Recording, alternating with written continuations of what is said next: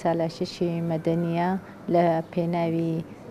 پاراستنی دیموکراسی و بەرژەوەندی گەلی کورد و نەتەوەکانی تر لە تورکیا و هەروەها بۆ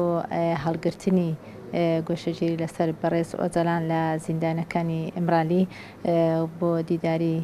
پارێزەرانی و هەروەها ئەو هەموو سەرکردە کوردە و پەرلەمانتاری کورد کە لە زیندانەکانی تورکیان لە پێناو ئازادکردنی ئەوانە و بەدیهێنانی مافەڕەواکانی گەلی کورد کە ئەمانە بۆ ماوەی زیاتر لە 6 مانگە لە مانگرتن لە خۆراکدان کە هەموو گەنجی گیانفیدا و گیان لەسەردەستە کە چۆن لە پێش کورد لە خەباتی چەکداری کە سنجی داوەتە بەرگولا ئەمڕۆ بە شێوازێکی مەدەنیانەتر کە توانی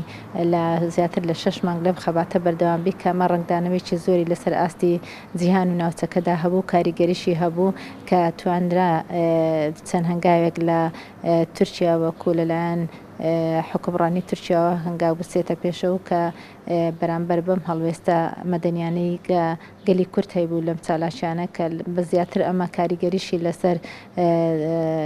سیاسەتی ئەوروپا و هەروەها هاریکاریانی کورد لە ئەوروپادا هەبوو چونکە لەوێن دەرزیاتر بە فراوانتر ئەم چالاشیانە لێنرا هەروە لە باشووری کوردستانیش کە لە بارەگای نوێنەرایەتی هەدەپە زیاتر لە 6 مانگ دەبێ هەواڵی بەڕێز کاک ناسر کە لە مانگرتنی بەردەوامدایە هیوای تەندروستی و سەلامەتی بۆ هەواڵ ناسر و هەموو هەواڵانی مانگرتوو دەخوازین ئومێدەوارین کە مافەڕەواکانی کورد لە چوارچێوەی ئەم چالاشە مەدەنیانە بەدی بهێت و بتوانین هەنگاوی زیاتر بچینە پێش بۆ بەدەستێنانی مافەکانی نەتەوەییمان منیش وەک پەرلەمانتارێکی پێشووی عێراق کە هەمیشە پاڵپشتی ئەم چالاشە مەدەنیانە بوویمە و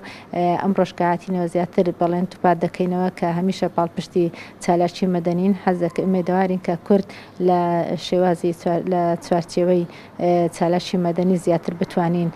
کاریگەریمان لەسەر بەرامبەرەکانمان هەبێ بوو بەدەستێنانی مافەڕەواکانمان و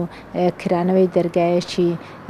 گفتوگۆ و دەرگایەکی دیموکراسیانە بەڕووی کێشە نەتوایەکەمان و بەدەستێنانی ئامانج و مافەڕەواکانمان و زۆر سوپاس.